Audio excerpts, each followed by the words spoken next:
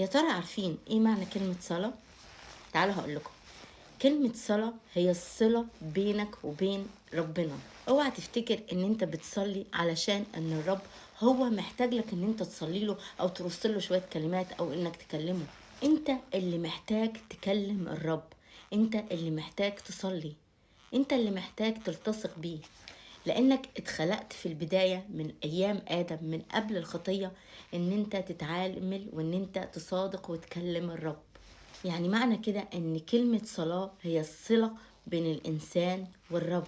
انت اللي محتاج للصلاة لان روحك محتاجة تتسقي، لان هي اصلا اتخلقت لكده. لكن بعد الخطية والشيطان لما وقع ادم وحواء الصلة دي اتقطعت وابتدى الانفصال. فبالصلاة انت بترجع لطبيعتك الاولى قبل السقوط، لان انت مخلوق من نسمة روح انف الله. فعلشان روحك ترتاح لازم ترجع وتتصل بالله، وده السبب الحقيقي وراء اهمية الصلاة.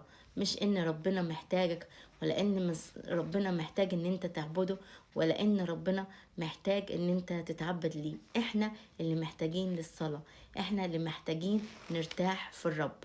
بس كده، يا رب يكون فهمتوا كلامي. باي.